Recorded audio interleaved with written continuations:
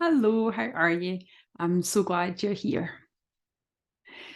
Today, I thought I'd talk a wee bit about the idea of how people can sometimes kill us with kindness or um, things like that. Or I suppose it's kind of the concept of having boundaries in a way. So I thought we'd talk a wee bit about that today because it's something that's come up a few times recently with different people I've been working with.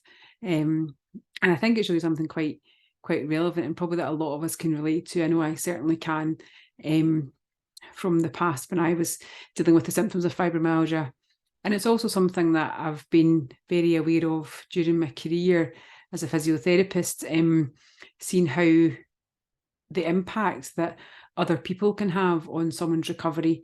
So I think it's something that's definitely worth having a wee think about and seeing if you can relate to some of the topics that we might issues that might come up when we're talking about this today. So what I'm kind of thinking along the lines of is a situation where a loved one, be it a partner or another relative or a very close friend, um, is sort of saying things that are actually hindering rather than helping us, but with the best of intentions, with love and care at the core, but they're inadvertently actually probably making the situation more difficult for us.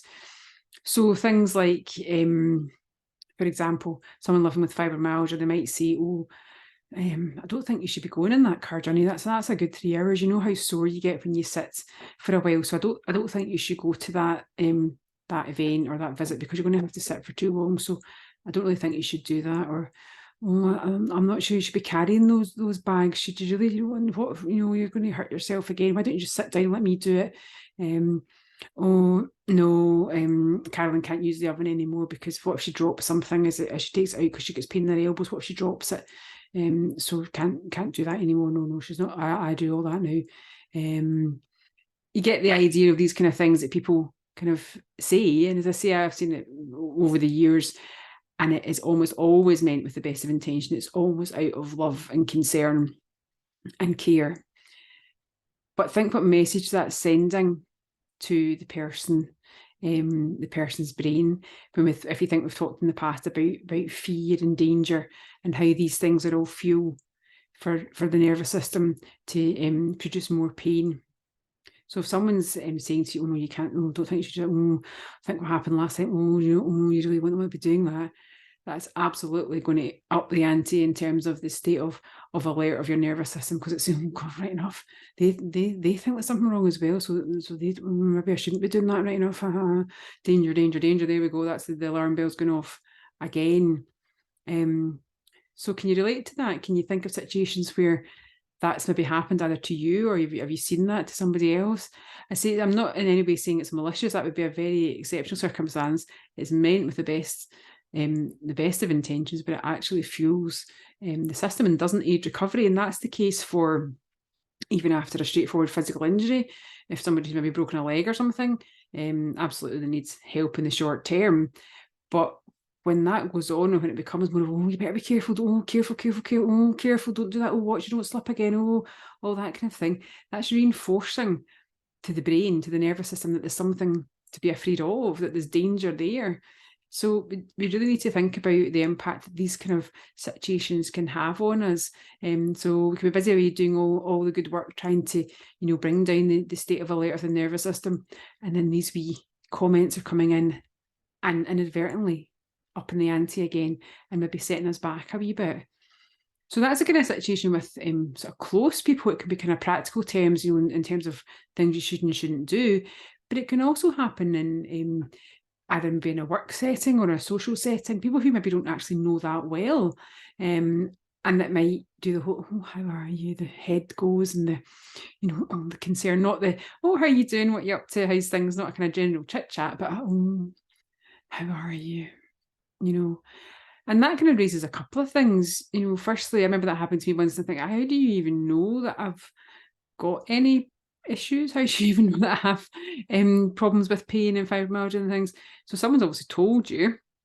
So first off the bat there, it means people are talking about you and talking about you in the sense that you're not well, or there's something wrong, or you've got this condition. So it's not always that great to have the feeling that you're being talked about in that sense. But again, that kind of concern, that kind of over concern almost for someone you don't really know that well, ups the ante again. Your brain's perceiving that as, oh, more danger, danger, danger. Even someone I don't randomly know that well is concerned about, oh goodness, there must be something wrong.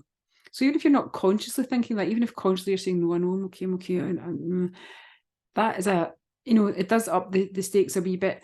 And then it can actually make the whole situation uncomfortable, which increases your stress, which increases the nervous system's state of alert again, because you're then stressed about the situation of them asking you what's wrong. You don't want to discuss it with someone you don't really know particularly. You might want to, but we're assuming we're not here. So that again is up in the ante. And then if you do kind of end up finding yourself talking about it, by going over and ruminating and talking about the same things over and over again, that's kind of reinforcing the problems in some way. We're reinforcing, oh, I couldn't do that. Oh, yeah, it's right. Oh, did you hear about this? I couldn't do that. You're reinforcing to your nervous system what you're not able to do. And what we're trying to do is reassure your nervous system that you're fine. And just because you haven't managed things in the past doesn't mean you can in the future.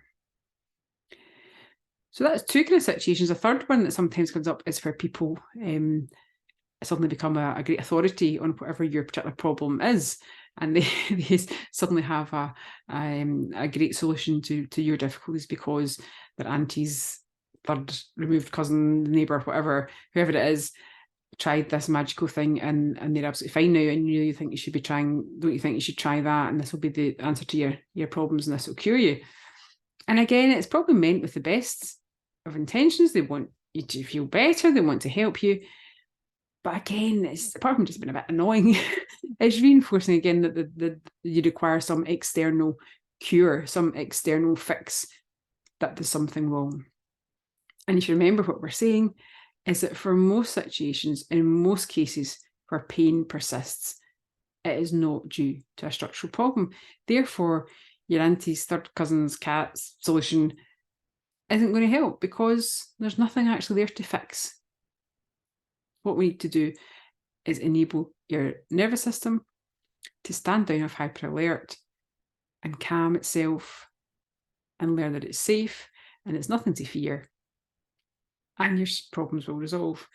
But the difficulty in these situations is all these little comments and things can up the ante. So there's no kind of quick fix for that, but it's just being aware that it's okay not to discuss these things with people, and it's okay to say, actually, thanks for your help, or thanks for offering, but I want to go ahead and do that anyway. I think I'll manage okay, or no, I can carry the shopping bags myself, thank you, I'll ask if I need your help. Or just a more general thing, thanks for offering to do that, but I'm actually managing fine now, and if I need help I will ask for it, but thank you for your concern. Or again, how are you, that kind of one. I'm good, thanks, and talk about something else and move on. Did you see that new film that's out, or did you hear about so and so, or whatever? You don't have to go in and start discussing your personal business, and probably, unless you feel you really want to at that time, it's probably not the best course of action, because you're not your condition, you're not your pain. That's a small part of what is going on for you right now, but that's not always going to be the case, and it's not you. So there's lots of other things that are far more interesting about you than that. So try not to get dragged into it. And if someone is, and it can be difficult to stop people once they're going off on their well-intentioned suggestions and helpfulness and whatever, but try not to get drawn into it. Try and just to find a way to shut it down. Thanks for your help. Thanks for your suggestions, but I've got a plan at the minute that I'm working to, and it's coming along really well. Thanks anyway. And go on and talk about something else. And try not to get dragged into it, because you see, you'll probably find that it is actually fueling things along, and it may well be you notice after these kind of situations that your symptoms actually worsen a wee bit, because it has upped the ante a wee bit in terms of the state of alert within the nervous system. Okay, so I hope you can maybe relate to some of these kind of things, and see if you notice it either with yourself or with other people, and see if you can just, that's interesting again. So if you notice it, okay, what can I do about it, just to kind of shut that down and make sure that's not hampering my recovery. Okay, as always, if that brings anything up for you, give me a wee shout. I'd love to hear from you, and I'll catch up with you again soon. Bye for now.